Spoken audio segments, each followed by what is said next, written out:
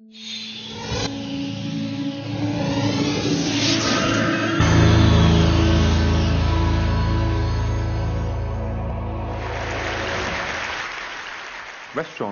and the food industry in general are pretty much the most wasteful industry in the world. For every calorie of food that we consume here in Britain today, 10 calories are taken to produce it. That's a lot. And I want to take something rather humble to discuss. I found this in the farmer's market today, and if anybody wants to take it home and mash it later, you're very welcome to. The humble potato. And I spent a long time, 25 years preparing these, and it pretty much goes through 8 different forms in its lifetime. First of all, it's planted, and that takes energy. It grows and is nurtured. It's then harvested. It's then distributed, and distribution is a massive issue. It's then sold and bought, and it's then delivered to me. You know, I basically take it, prepare it, and then people consume it. Hopefully they enjoy it. And the last stage is basically waste. And this is pretty much where everybody just disregards it. There are different types of waste. There's a waste of time, there's waste of space, there's a waste of energy, and there's a waste of waste. And every business I've been working on over the past 5 years, I'm trying to lower each one of those elements. Okay, so you ask what a sustainable restaurant looks like. Basically, a restaurant that looks like just like any other. This is the restaurant, a Acorn House, front and back. So let me run you through a few ideas. Floor, sustainable, recyclable. Chairs, recycled and recyclable. Tables, Forestry Commission. This is Norwegian Forestry Commission wood. This bench, although it was uncomfortable for my mum, she didn't like sitting on it, so she went and bought these cushions for me from a local jumble sale, reusing, which I thought was pretty good.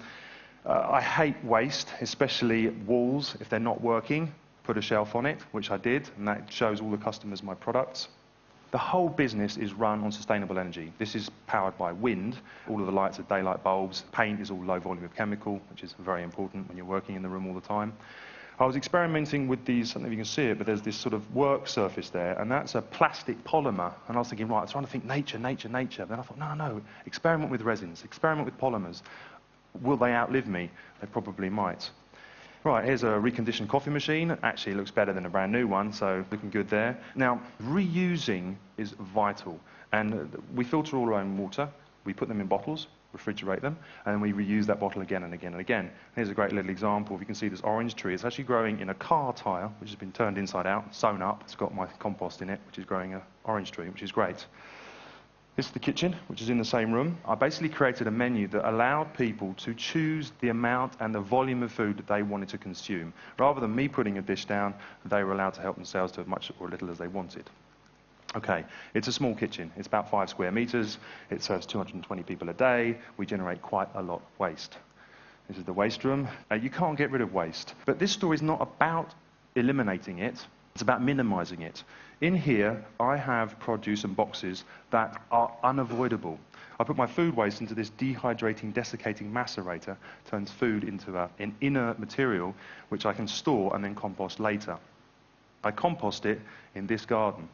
All of the soil you can see there is basically my food, which is generated by the restaurant, and it's growing in these tubs, which are made out of storm-felled trees and wine caskets and all kinds of things.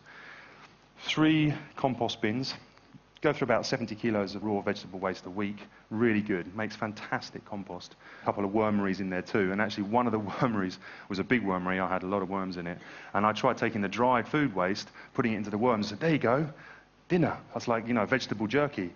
And killed all of them. I mean, it's like, I don't know how many worms in there, but I got some heavy karma coming, I'll tell you. This is what you're seeing here is a water filtration system. So this takes the water out of the restaurant, runs it through these stone beds. There's going to be mint in there, and then I sort of water the garden with it. And I ultimately want to recycle that and put it back into the loos, maybe wash hands with it. I don't know. So water is a very important aspect. Started meditating on that and created a restaurant called Waterhouse. If I could get Waterhouse to be a no-carbon restaurant that is consuming no gas to start with, that would be great. Managed to do it. This restaurant looks a little bit like Acorn House, same chairs, same tables, you know, they're all English and a little bit more sustainable. But this is an electrical restaurant. The whole thing is electric, the restaurant and the kitchen. And it's run on hydroelectricity, so I've gone from air to water. Now, it's important to understand that, you know, this room is cooled by water, heated by water, filters its own water, and it's powered by water. It literally is a water house. The air handling system inside it, I got rid of air conditioning because I thought it was too much consumption going on there. This is basically air handling. I'm taking the temperature of the canal outside, pumping it through a heat exchange mechanism. It's turning into these amazing sails in the roof, and that in turn is falling softly onto the people in the restaurant, cooling them or heating them as the need may be. And this is the English Willow air diffuser, and that's softly moving that air current through the room. Very advanced and no air conditioning. I love it.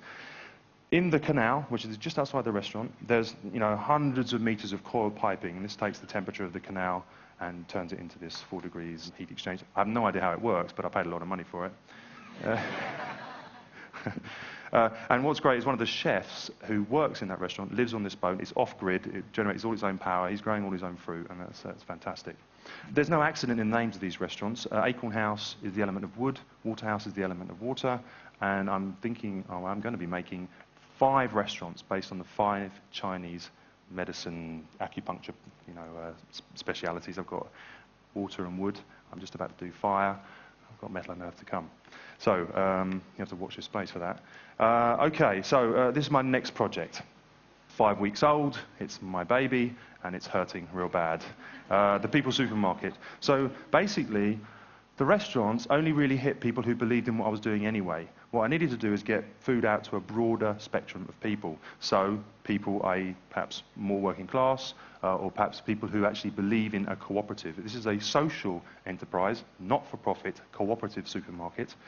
It really is about the social disconnect between food, communities in urban settings, and their relationship to rural growers, connecting communities in London to rural growers. Really important. So I'm committing to potatoes, I'm committing to milk, I'm committing to leeks and broccoli, all very important stuff. I've kept the tiles, I've kept the floors, I've kept the trunking, I've got in some recycled fridges, I've got some recycled tills, I've got recycled trolleys. I mean, the whole thing is super sustainable. In fact, I'm trying, and I'm going to make this the most sustainable supermarket in the world. That's 0 food waste, and no one's doing that just yet. In fact, if Sainsbury's, if you're watching, let's have a go. Come on, try it on. I'm going to get there before you. Okay, so nature doesn't create waste as such. Everything in nature is used up in a closed, continuous cycle, with waste being the end of the beginning. And that's kind of been something that's been nurturing me for some time, and it's an important statement to understand. If we don't stand up and make a difference and think about sustainable food, think about the sustainable nature of it, then we may fail. But I wanted to get up and show you that we can do it if we're more responsible. Environmentally conscious businesses are doable. They're here. You can see I've done 3 so far. I've got a few more to go. The idea is embryonic. I think it's important. I think that if we reduce, reuse, refuse, and recycle right at the end there, recycling is, the last point I want to make, but, it's the 4 R's rather than 3 R's, then I think we're going to be on our way.